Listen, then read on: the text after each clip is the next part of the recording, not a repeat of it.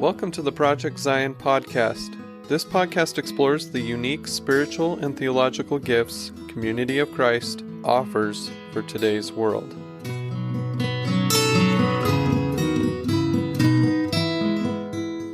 Welcome. This is Cuppa Joe, where we explore restoration history, and I'm your host, Karin Peter. Now, here at Cuppa Joe, we partner with the Historic Sites Foundation to interview the presenters from their lecture series. And right now, we're in the process of interviewing the lecturers from the Spring 2022 lecture series. So today's interview, we have an interesting connection with the start of the Latter-day Saints Church in the Netherlands. And we're going to hear about that from our guest, who's going to share the development of the church in its first 25 years in the Netherlands and how this has led to two kind of regional strongholds in the Netherlands. And our guest, who's going to guide us through this discussion of the church in the Netherlands, is Kees Olijnsma. And Kees is a convert to the Community of Christ.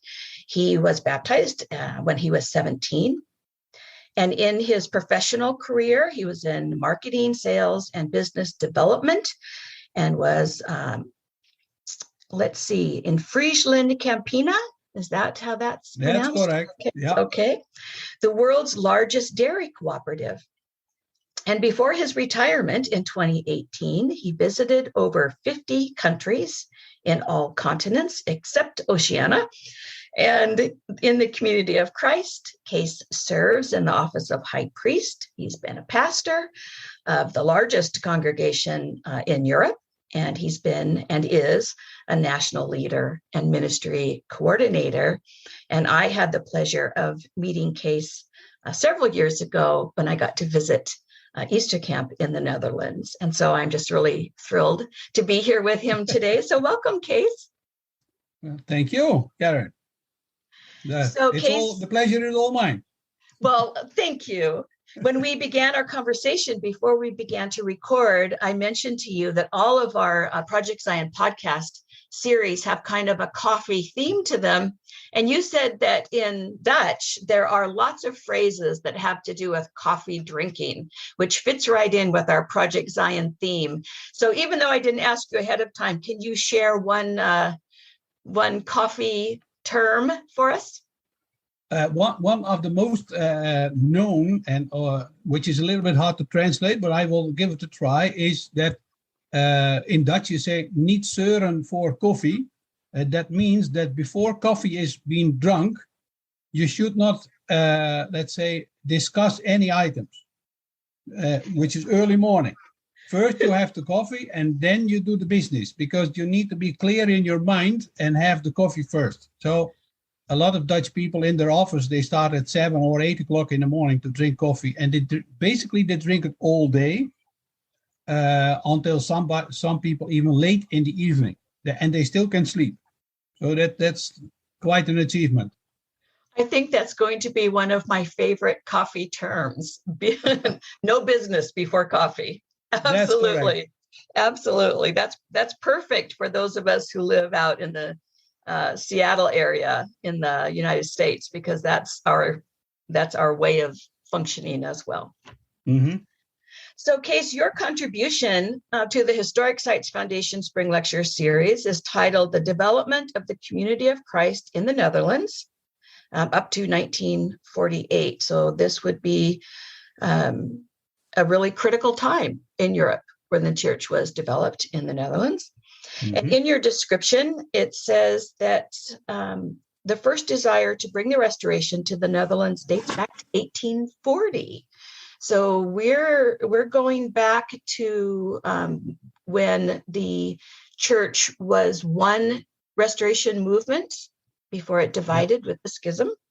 That's so briefly, can you tell us a little bit about those original efforts to kind of plant the restoration in the Netherlands at that time? Yeah, it all started with what Orson Hyde would at that point would call a kind of a vision. And he said, I have a vision. And the vision is that in Europe, there are big groups of Jewish people in London, in Amsterdam, in Jerusalem, and in Constantinople, which nowadays we call Istanbul. And he said, those are the places we need to go. And along the way, we will take all kinds of other people. We will take them, Gentiles, we will take them along the route as well. So his vision, which he shared in 1840, got kind of a blessing from the head office. And in 1841, he left for Europe in order to do what he wanted to do. In some countries, he was successful. Like in Israel, there is still what I see is an Orsonheid garden in Jerusalem. In the Netherlands, he was not that successful. He was only there for a couple of months, and the only thing he wrote during those times were kind of a tourist brochures. He wrote how nice the town was and how clean the streets and how interesting the buildings, how many vessels in the harbor from all different nationalities. But he left without any convert in that same year, in 1841, in November, without no results at all. The only result, he spoke to a rabbi in Amsterdam who didn't speak English, so it was a difficult conversation. But out of that, one tract was translated. So that was already then, the first tract was translated into Dutch. But that was all. That was all his, let's say, coming out of his vision to find, let's say, new members in Amsterdam. That was the first attempt. So out of that whole experience, one tract, one pamphlet. That's it. Yeah. Okay. That was the total result. Oh dear. Of his, that must have been disappointing. That was quite disappointing. Yeah. The interesting thing is, and I will make a sidestep here, because as I said in my introduction, there is a connection with the LDS history.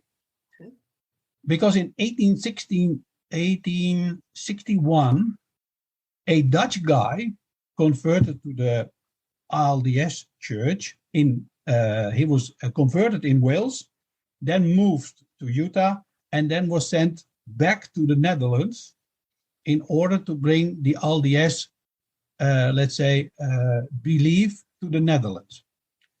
He was of Dutch origin. He was of Friesland origin. Friesland is one of the provinces in the north. You've been there, so you know, but many people don't.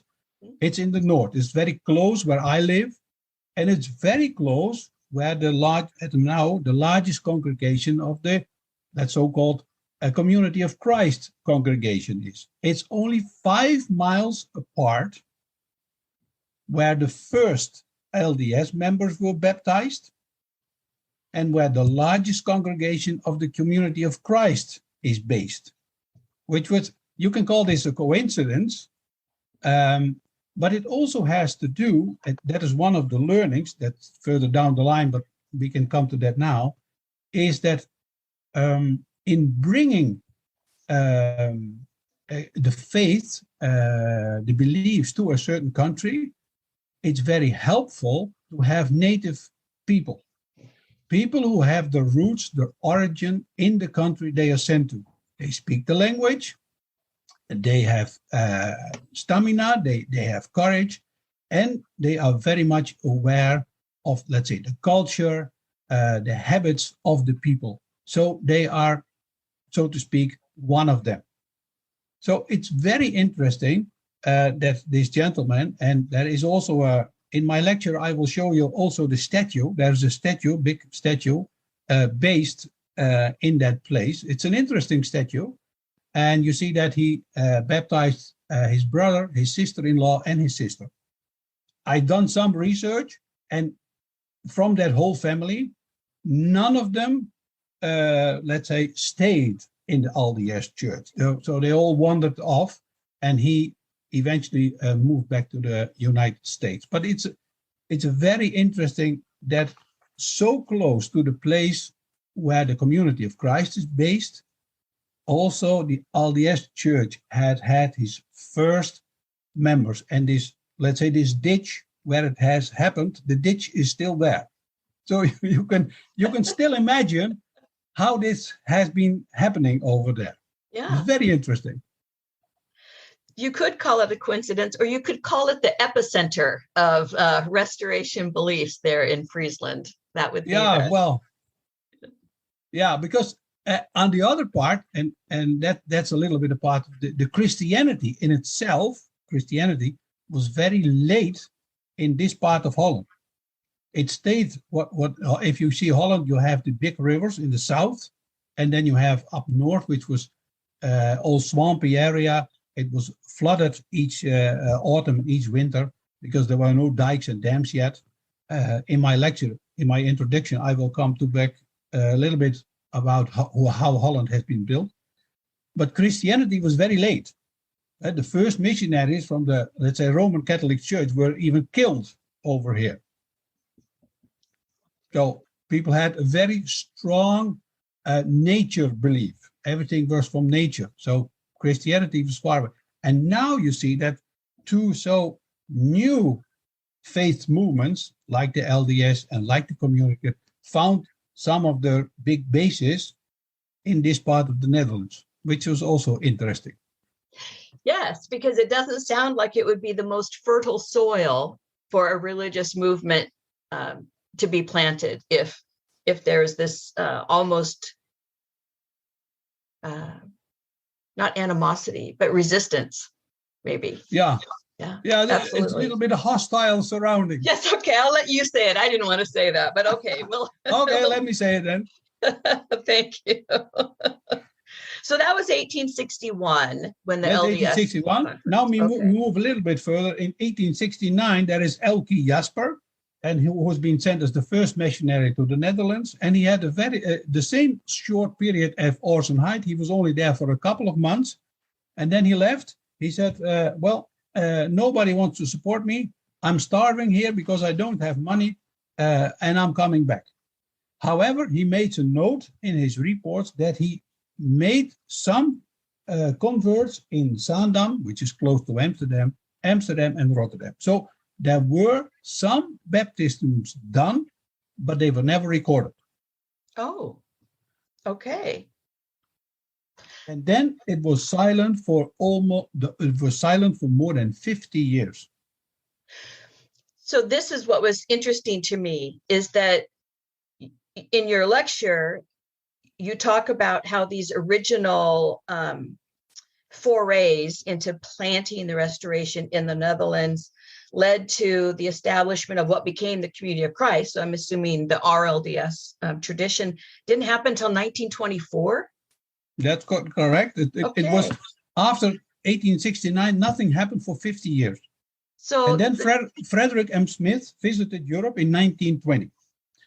Okay. He had a long trip and he visited also the Netherlands. And there he found somebody who was a converted LDS member, which was John Graven. And he was converted already to the RLDS. Let me put it, because that historically is easy to talk. They came in January 1921, and they baptized two of John Graven's sons. So those being recorded as the first baptisms in the Netherlands in 1921. But first basically is not accurate, because the first were already in 1869, but never recorded. So we don't have names and places and people who did the baptism. Okay. So 1921, people are baptized. When F.M. Smith visited, the church then became officially established in 24. So if you can kind of share a little bit about that story and maybe where it came from there and how you found this information. I mean, how did you find that there were people baptized in 61 that weren't recorded? So let's talk about that and how hard this was to put together. I must honestly say I had a lot of help from Joey Williams, because a lot of this information is coming from his paper. He has made a paper when he has his MAR study in 2004. And there was already another study being done to the Community of Christ. Then it was really in the old name by another theology student in Holland. So there were already two sources. Together with Joey, some interviews were made, And when the church or some of the congregations were having a 40th or 50th anniversary, I also interviewed people from, let's say, the first period, from the first era. So all these notes we found, and we put them, well, we tried to put them as much as possible together, because that was one of the things we were running into. In those days, you had also to do with people who were illiterate. So not a lot of people wrote down in a diary or in a letter or in a book or in a notebook what they had experienced, or putting dates or numbers to it. People were also simple people. They were not skilled in writing because they were handcrafts people. And as I am a convert in the community of Christ, I have no relatives, earlier generations. I have no grandmothers or grandfathers who've done it, or who've been there for many years, who knew people or could describe certain developments. So, yeah, that's the way we got all this information together. So I don't know what the experience was like for you personally. I love doing that kind of research and discovering things about the church, especially where I live, because I have an affinity with that. So how is this for you? What was most important to you when you learned about the church in the Netherlands? What are some of the challenges post-1924 that the church faced in the Netherlands? In 1924, I'm going to assume the Netherlands was still in recovery from what happened in Europe in the First World War. And yet, as we know, then comes a Second World War. So can we talk about the challenges the church faced growing in the Netherlands, what it was like?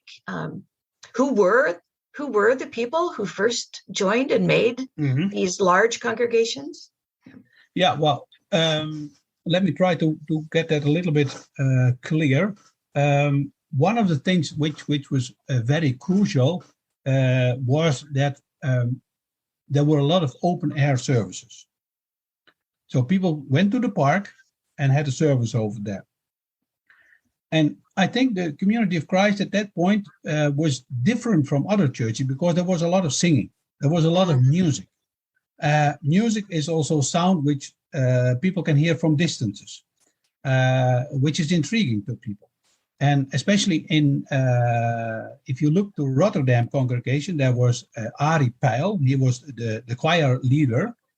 He was already a choir leader before he came to the church.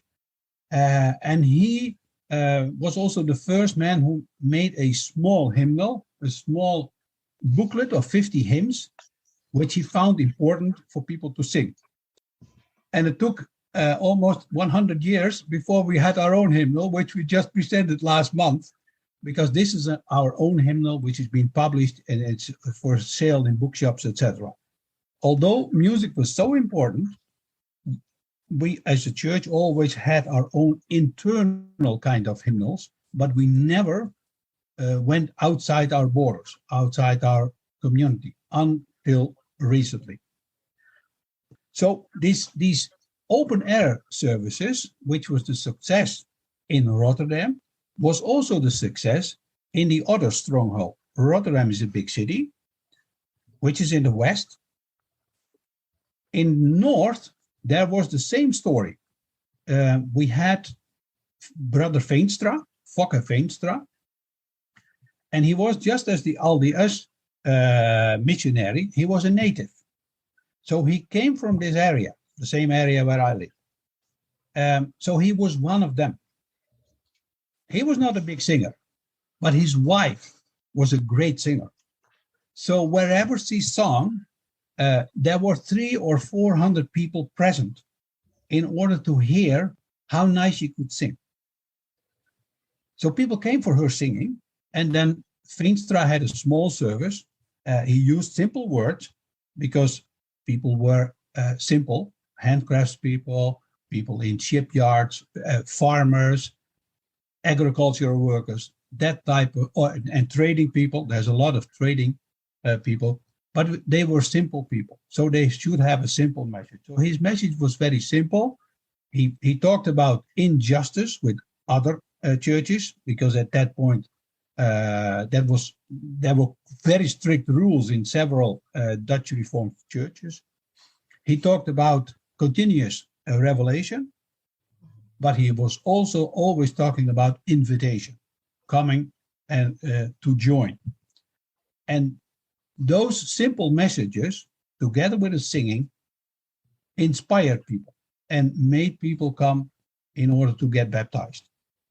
So those are and that lead to two strongholds. So we had a stronghold in a big city like Rotterdam, and we had a stronghold on the countryside, because the place we're talking about is Zwaagwesteinde, which is, and nowadays, 5,000 inhabitants. In those days, maybe only 2,000. So now we had and the city and the countryside. So you have you've used the word that is music to a 70s ears when you said that he focused on invitation with his message. So everybody out there, remember that when we share our story of faith and our choice to walk that faith in community of Christ, that we also invite others to participate as well. Yeah. So Our mission initiative start with that one, right? Invite That's people the to first Christ. one to mention. Absolutely. Careful, Kees. You might have a change of priesthood focus there. You don't want to. Don't want to give us any ideas here in the 70s. Yeah. Don't talk to Larry, please. So, as you began to learn more about how it grew in the city and also in the country, I love the fact that music was so central to that growth. And it seems such a travesty that even though it was essential to the growth, that the church didn't have a hymnal in Dutch until now. Mm-hmm. And which is very strange, which I came across when we discussed this in 2003, when the Community of Christ Sings was published. So I, as a national leader, I discussed it with Joey at that point, he being the Mission Center president for Europe at that time. And we discussed it, but there were also other projects we had to do. Many others. It had also to do with, which is items like,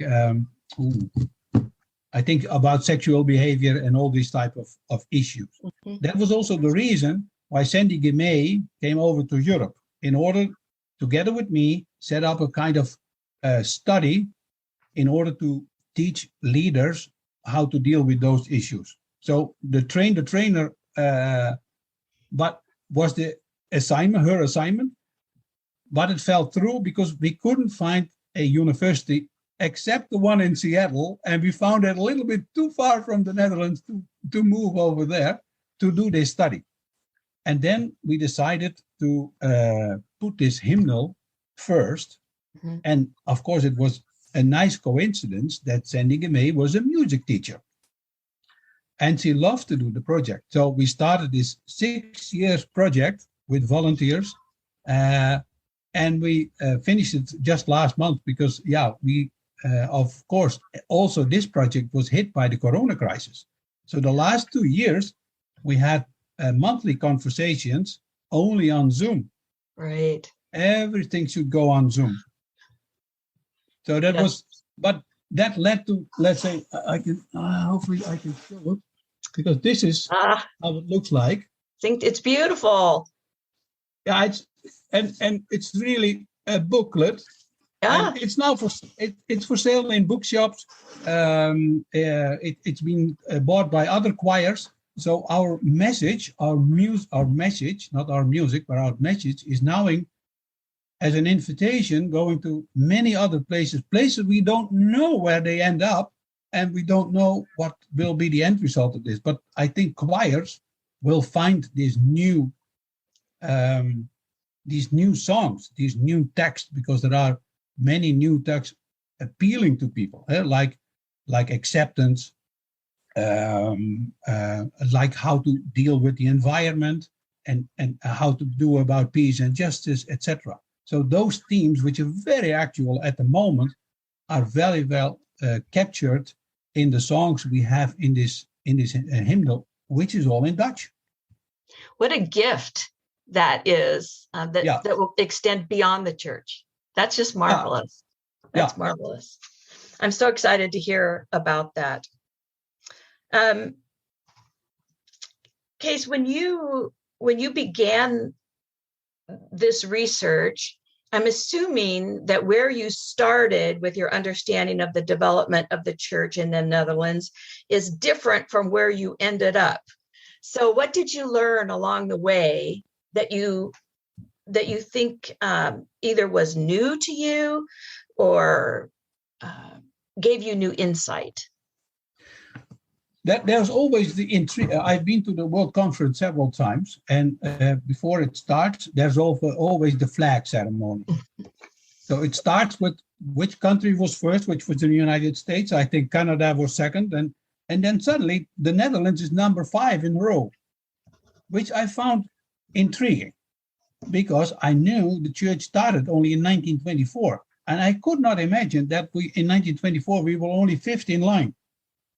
Which was an intriguing question, because when starting about history, you go back to your own congregation. That's where you start. You know where it is.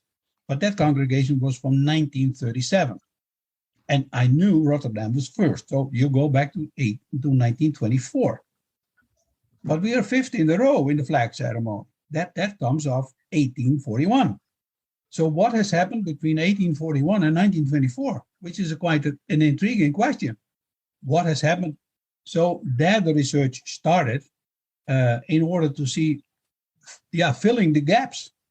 Yeah. But there was not so much to fill because there was 1841, 4 months Orson Hyde, 1869, 4 months Elke Jasper, and that's it.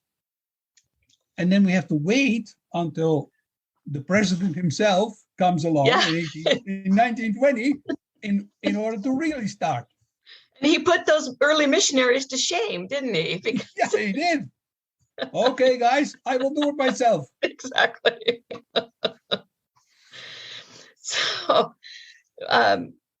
after finishing your lecture and doing all the research and your experience in putting the hymnal together and the other things that have been going on in the church in the Netherlands, what do you think is the most important? What are the most important aspects about the church in the Netherlands that people should know? Just as people listen to Project Zion or learn more about the church globally, what is important that we need to know about the church in the Netherlands? I think one of the things, it's not particular to the Netherlands, but one of the things I learned is that if you're going on mission, and we've seen it in many occasions, we go into mission and we send people to a certain country. And then after a couple of years, disappointed, they come back and say, it didn't work. I couldn't get it done. What we see in the LDS church in the Netherlands, and also here with, let's say, the RLDS at that time, is that if you use natives, indigenous people who speak the language, who have the level of understanding what is, let's say, the habits in a certain country, what is the culture, what is the wording I should use in order to touch people's heart, not to speak their language, but to touch people's heart. Where should I think that's a big learning in order to get established or to get accepted and later on get established. I think that's a learning I got out of all these papers. And that's something also professionally, I've seen that many times because we are a big company. We have appearance in various places. And of course, we used also expats. Big companies use expats. That's what they do. But if you really go to the heart of your consumer, if it is business or it is church, if you want to go to the heart, you should have local people in order to get things done. And I think that's a big learning for me. Another big learning for me was that music can be a great means in order to touch people. I think we all know, everybody listening to this podcast will know that music can really touch your heart. Mm-hmm. Either in the wording or in the melody or in the combination of the two or in the occasion where it is. But music, it binds people, it puts people together, because one of the guys who was in our presentation with the hymnal, he said, music is the only way, the only moment everybody is on the same note. And that's true, because that's a at beautiful that point sentiment. we all need to. Yep. What's, sorry? I was writing it down because it's such a beautiful sentiment. That's a beautiful statement. Yeah. And that's very clear. Is so then you feel as a group. One of the eyewitnesses of those open air meetings says that also. She said, we felt as a group, and we felt that everybody was part of that group. Nobody felt excluded from the group. It was all inclusive. Everybody accepted each other. And I think that's great with music. So that is my second learning. That, let's say, and if you understand, the church in the Netherlands, I think we always have been a kind of a liberal church in forefront of movements. Is it in peace and justice, or is it in LGBTQ issues, or many other issues? The Netherlands people are, in that sense, liberal. They look for freedom for people. They look for acceptance for people. So that's, I think, another learning. I know when I visited Kees, those that tone of acceptance and kind of being on the cutting edge of what it meant to be progressive and open and mindful of these bigger matters that face us as humans was something that was really apparent to me. Mm-hmm. when I visited the church in the Netherlands, that people were interested in these bigger issues and how, as a church, we address them, we come together, we focus on them. So sometimes we're a little bit over that edge, and we try to, let's say, as a small country of only 17 million people, we try to steer the whole world, more or less. So sometimes we should be a little bit more modest and say, oh, hang on, we're just small. Don't shout that hard. We are only small. But still, that's a little bit the attitude we have. I like it. I like that, and I like stopping for coffee every morning. So yes, those are good things about the Netherlands. Yeah. So as people listen to your lecture, they're going to be learning a little bit more about the church in the Netherlands. How can this experience of learning more in-depth understanding of the church in the Netherlands help our corporate discipleship in Community of Christ, help us as a body of faithful followers? I think it will at least show that each country has its own history, its own story. What you see in the Netherlands, for instance, it started in Rotterdam. Why did it start in Rotterdam? Because it's a big harbor, and everybody in those days came by steamboat, not by airplane. So all the steamboats came to Rotterdam. So the first stop in the Netherlands was a big harbor, which was Rotterdam. So it started from there. It was easy because you didn't travel all the way up to Friesland, which is 250 kilometers down. You don't go there because you don't know where to go. You don't know anybody. So it started where it's let's say from logistical point of view, it was most easy to start. It didn't start in Amsterdam, which was set, and Orson Hyde's his talk. He talked about Amsterdam, but he started in Rotterdam because that was his first point of entrance. So that Dutch pragmatism is showing as you talk about that case. Yeah. There's a phrase that used to be on greeting cards, and it said, "Bloom where you are planted." And that's kind of what this is. It's where you find yourself. That's where you begin. Yeah. Absolutely. So in the United States, it was by train. So you find all the plantings along the railroad lines in the U.S. Yep. So as you studied this, what do you think was most impactful or most important in your own faith journey when you looked at the history of the church in the Netherlands? You joined at age 17. So your life experience has been pretty extensive since you were a young person when you joined. But how did this impact you and your discipleship? Yeah, I came to the church in the early 70s. And that was when we had in Europe what we then call the international youth camps, which was new. It was started in the early 70s, and I met some of my school friends who were with the Community of Christ. I met them, and more or less they invited me to go as well. And that was the occasion when we went to Dunfield House in England. I was from a poor family, so we didn't have money to go on holidays. So I talked to my parents because I thought for me it was a unique opportunity to go on holiday in a safe surrounding abroad, which was completely new to me. If I didn't go to church, fine, then at least I had a nice holiday out of it.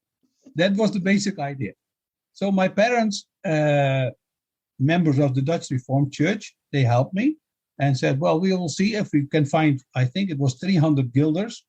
So that was around 120 euros, which is around $150, more or less, which was quite an amount in the early 70s.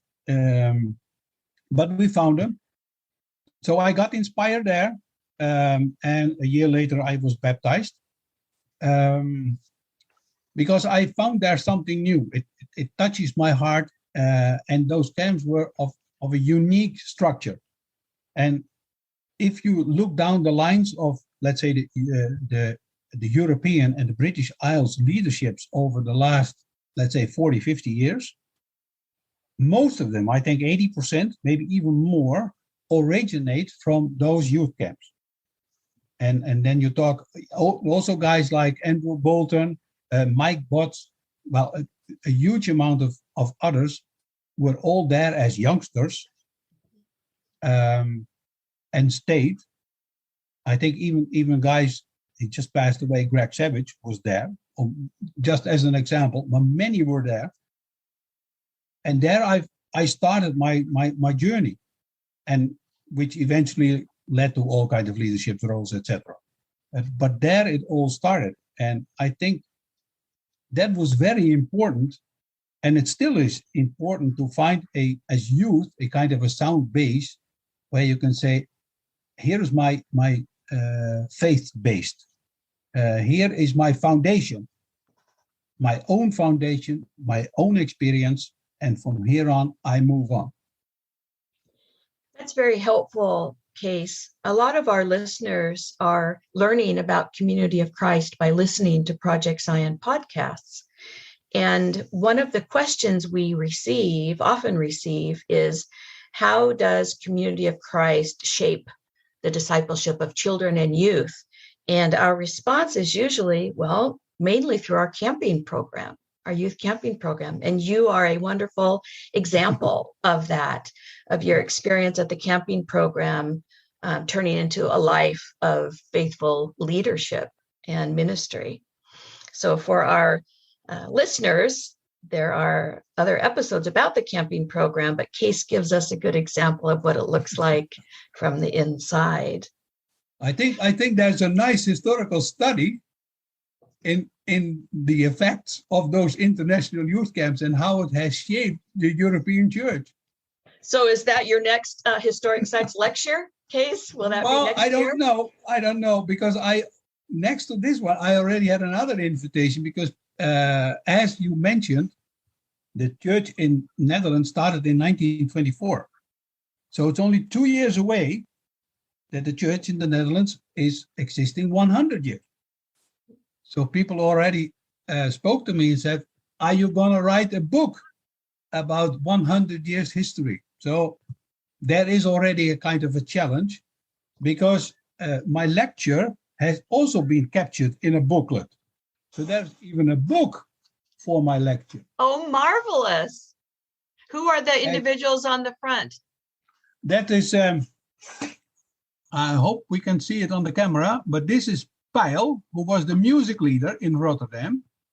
And this is Veenstra, who was the missionary in the north. Right. Well, and he's the one who, his wife is the one who sang? His wife, sorry? Was his wife the woman who sang that people came and listened to the singing? Yeah. Okay. Yeah, that was his wife. Excellent. Exactly. So I compiled all my text and I added all kinds of pictures to it, because some pictures were lost. Because at one time, Joey Williams, his laptop was stolen. So all the illustrations were on his laptop and it was all gone. So I had some help with people, members in Rotterdam, and we went to all the archives in Rotterdam in order to find all kinds of old pictures in order to illustrate my lecture more. So for folks who are going to watch this on the archives at historicsitesfoundation.org, they'll be able to see all those slides of the photos as you give your lecture. So yeah, and I've sent already 2 copies of the booklet to Barbara. To the historic team. Good. Yes. Good. It should be somewhere already in head office. So perfect. So I find it interesting, Kees, that your first international travel was going to youth camp, and your life took you to 50 countries after that. So yeah, yes, yeah. Some of them were holidays, but some of them were connected to my profession. And I must honestly say, I was one of the first employees of my company to go beyond what is then called the Iron Curtain. So I've seen those countries as they were in the communist time. Right. So I went to countries like Hungary and Romania, which is not that bad, but I also went to Macedonia, to Albania, Slovenia, Bulgaria, Kazakhstan, Uzbekistan, and all these kinds of nice places. And I've seen it as in the old times, as how people lived, how limited their living was, how hard existence basically was. And yeah, those are stories who have also shaped my life. I've seen let's say the market in Uzbekistan, which is a 24 hours market.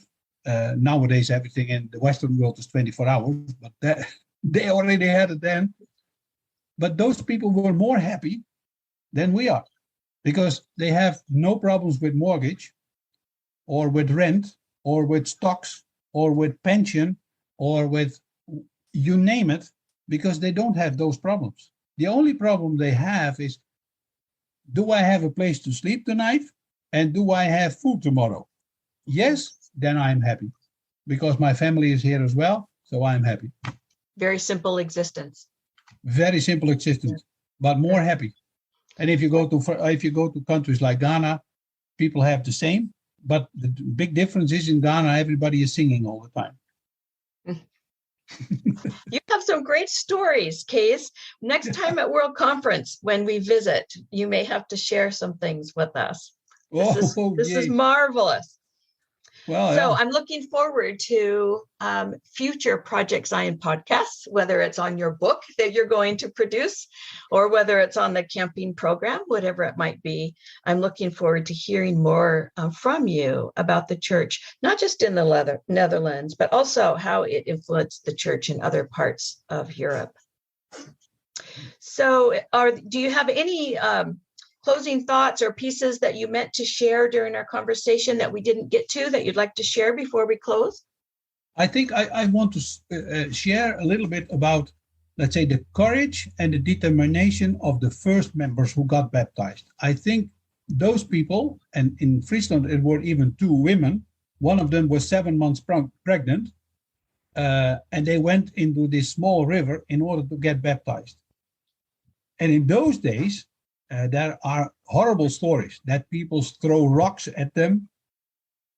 People were disturbing, people were shouting, were cursing. People were seeing them as a kind of a sect. And still, and we talk about here the 30s, where things were very bad economically, etc. But still they persisted. Still they went on, and their belief and their trust in that everything would come to a good end, they just moved on. And I think it's very courageous what these people have done, because if I could do it myself, I'm not sure if I could do it that way. I think it's very courageous for such simple people, because they could have get fired, or they could have get ignored, or they could have kicked out of the community. Everything could happen in those days, and still they did it.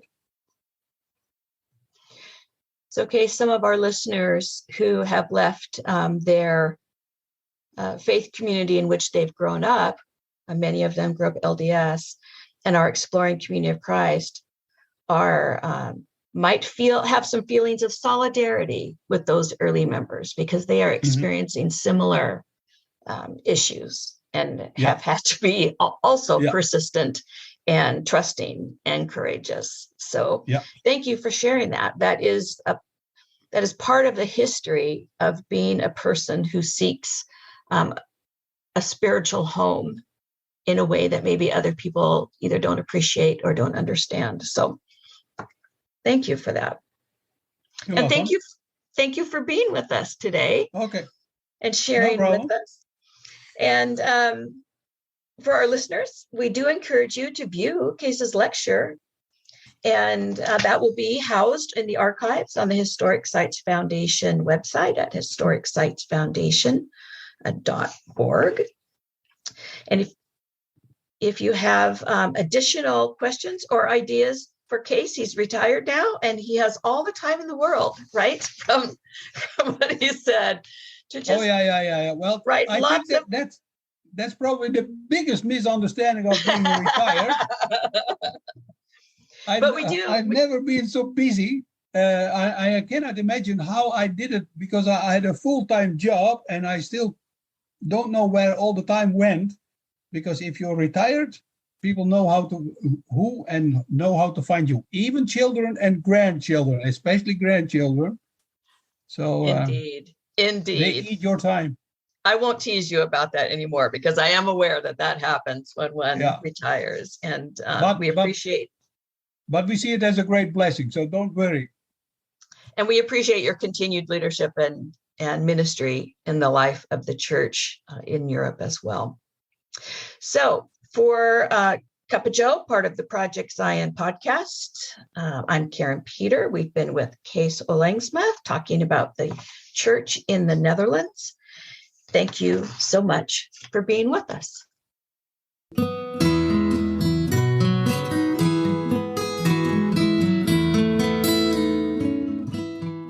Thanks for listening to Project Zion Podcast. Subscribe to our podcast on Apple Podcast, Stitcher, or whatever podcast streaming service you use, and while you are there, give us a 5-star rating. Project Zion Podcast is sponsored by Latter-day Seeker Ministries of Community of Christ. The views and opinions expressed in this episode are of those speaking and do not necessarily reflect the official policy or position of Latter-day Seeker Ministries or Community of Christ. The music has been graciously provided by Dave Hines.